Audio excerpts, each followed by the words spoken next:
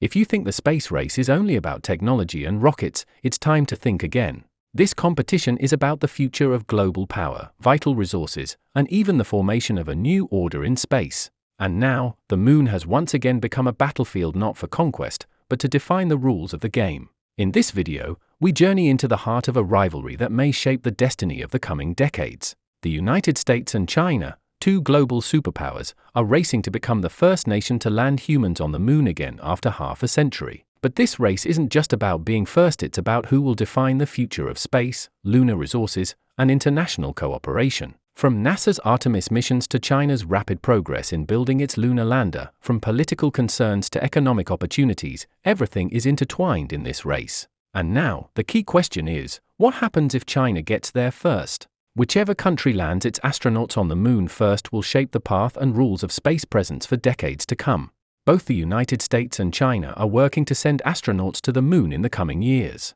NASA's acting administrator claims the US will win this space race. But what if China reaches the goal first? NASA plans to launch Artemis 2 next year, sending astronauts around the moon and back to Earth. Then, in 2027, Artemis 3 is expected to mark the first human landing on the moon in over 50 years, though serious doubts remain about whether this timeline will be met. Meanwhile, China has pledged to complete its first crewed lunar landing before 2030. The country recently announced progress in developing key hardware, including the Long March 10 rocket and the Lanyu lunar lander. According to current timelines, the US still appears ahead, but experts at a recent Senate Commerce Committee hearing warned that the US is in real danger of losing the moon race to China. One major reason is the slow development of SpaceX's Starship, which is intended to serve as the lunar lander for Artemis 3. Before it can head to the moon, it requires multiple refueling missions in Earth orbit. Former NASA Administrator Jim Bridenstine stated at the hearing, unless something changes, it is highly unlikely the United States will beat China's projected timeline.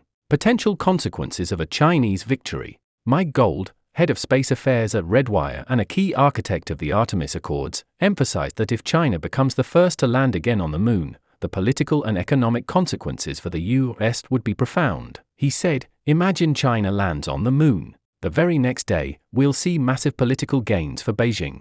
The world's attention will shift toward China not just in space exploration, but in national security and trade agreements." Gold added, if China gets there first, its economic ties with Russia and India, which are already expanding, will deepen significantly. Gold continued, China is highly skilled at leveraging space achievements for political and economic gain. If it lands first, we'll witness a shift in global order, one that affects economics, taxation, innovation, national security, diplomacy, and geopolitics, ultimately influencing many aspects of our daily lives.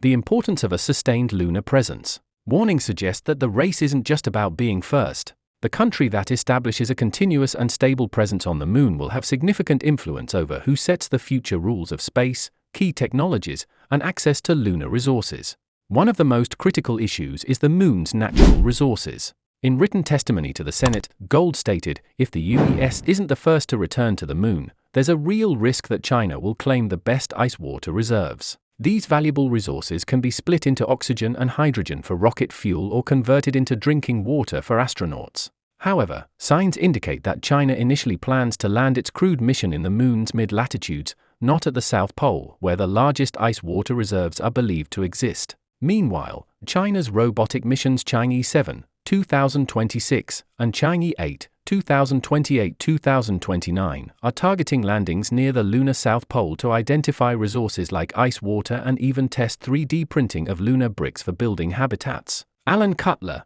CEO of the Coalition for Deep Space Exploration, also stated, whichever country leads lunar exploration will define the rules for using space resources, lunar sovereignty, and forming international partnerships. He emphasized, the first nation to land on the moon will shape space interaction rules for decades to come. That leadership must come from the United States. The moon is no longer just a scientific destination, it's a platform for power, diplomacy, and the future of human technology. Whichever country reaches it first won't just plant its flag in lunar soil, it will write the rules for generations to come. So let's not underestimate this race. Its impact goes far beyond lunar orbit and reaches into our everyday lives. If you were the one making the decision, which country would you choose to lead in space? Drop your thoughts in the comments.